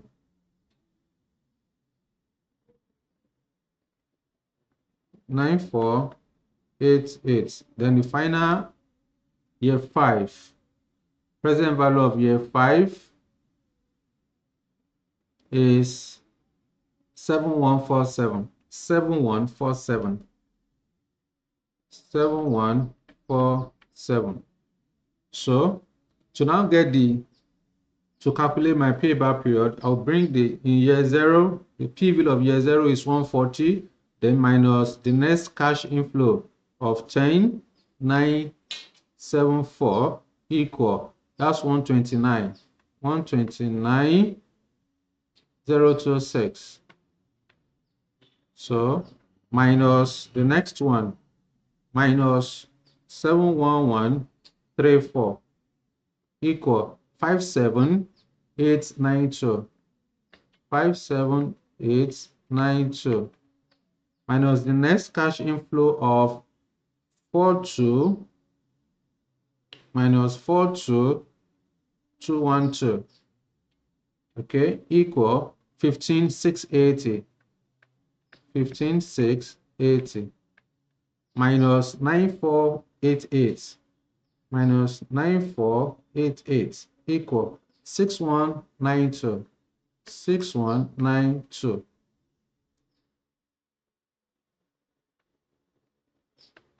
So you will notice that the outstanding balance of 6192 is lower than the next cash inflow. So you put a dash and compute the payback period.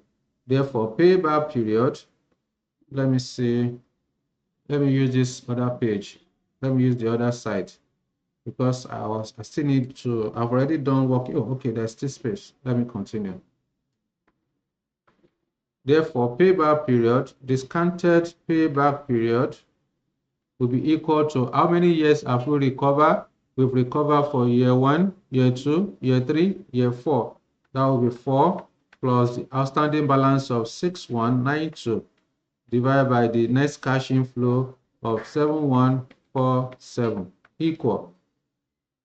So divide by 7147 equal plus 4 equal 4.87.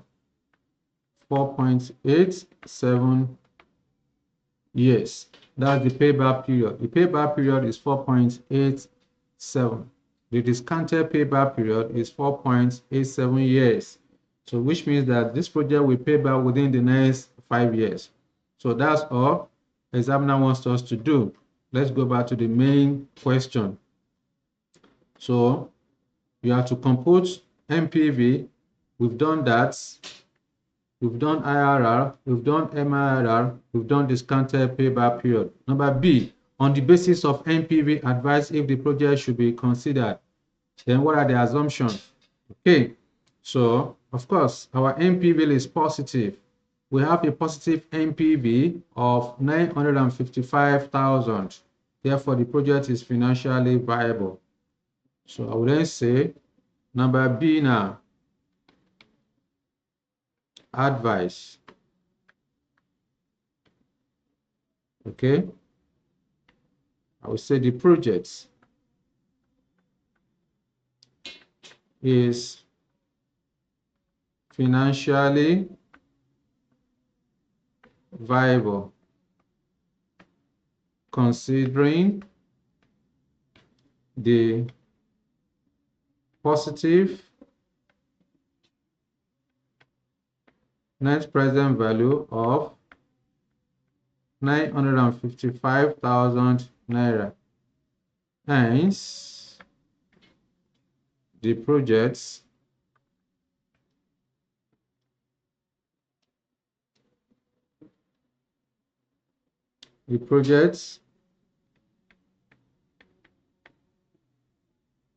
should be undertaken.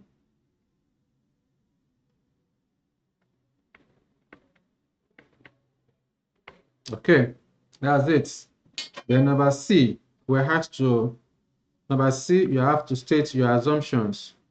Number C, requirements, assumptions. So how do you state your assumptions? I will say the calculation above is based on the following underlying assumptions. Okay,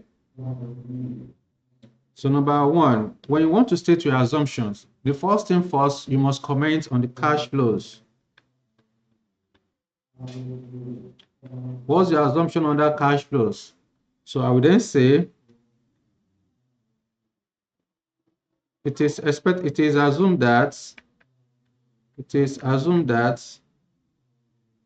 the cash flow estimates, because all the cash flow given to us, the selling price, the variable cost, the fixed, the incremental fixed cost or attributable fixed cost, is assumed to occur at the end of each year. Okay, so it is assumed that the cash flow estimates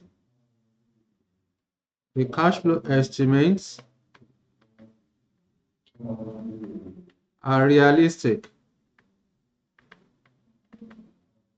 and will occur at the end of each year. So it's a given. Whenever you are appraising a project and you want to state your assumption, you must comment on the cash flow. All right, you must comment on the cash flow. And this particular assumption is constant. So you can then proceed further to say that all the cash flows, all relevant cash flows have been inflated at the appropriate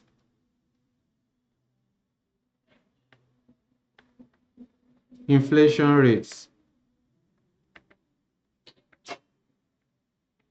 So that's that. Then assumption number 2, you can also comment on the inflation. What's our assumption on the inflation? It is assumed that the inflation will remain constant. Okay? It is assumed that inflation will remain constant.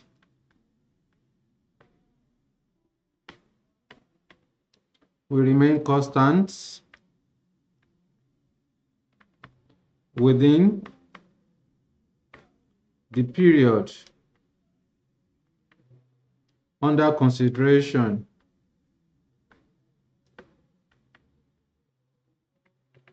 Okay, that's our assumption. Otherwise, the decision to accept the project may change. For example, if the inflation rate on the variable cost or incremental fixed cost increase, then the project may become unviable. Okay, the number 3 assumption, you can talk about cost of capital. Cost of capital. What's our assumption on cost of capital? So it is assumed that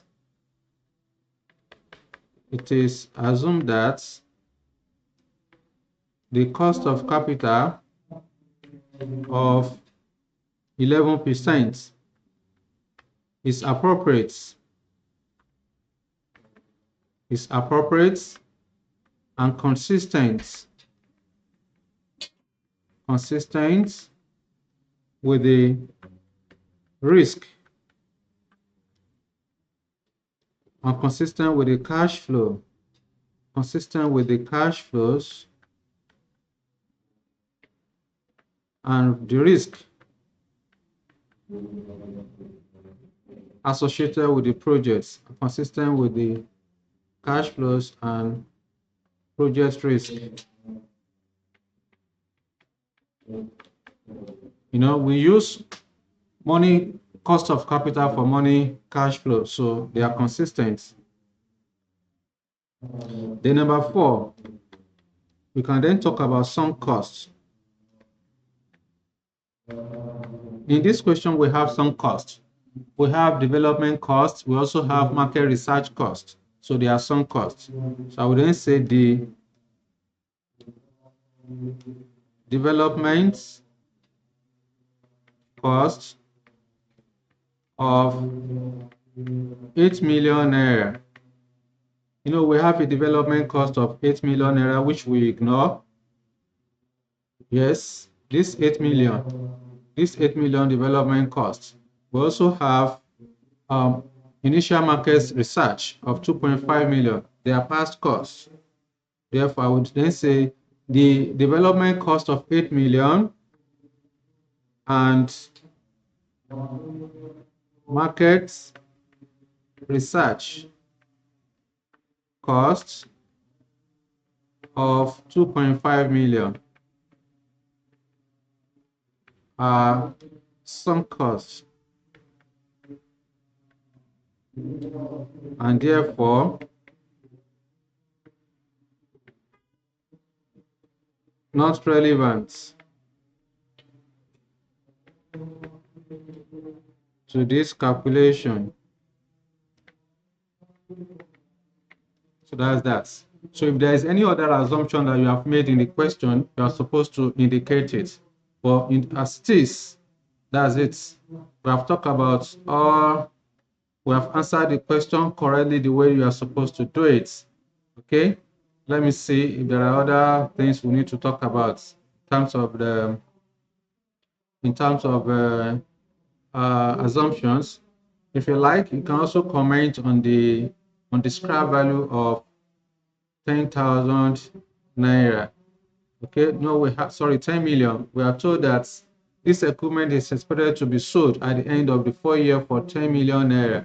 So the what if the scrap value, the equipment is on, the company is unable to realize the 10 million naira? Okay, in this case, you may need to determine the sensitivity margin of the change in the scrap value. But again, if you like, you can include it. However, that's end of the question. That's end of the question. So in this particular question, so we solved NPV, modified internal, we solved NPV, internal rate of return, modified internal rate of return, as well as the discounted, we calculate discounted payback period. And then, of course, we also state the assumptions.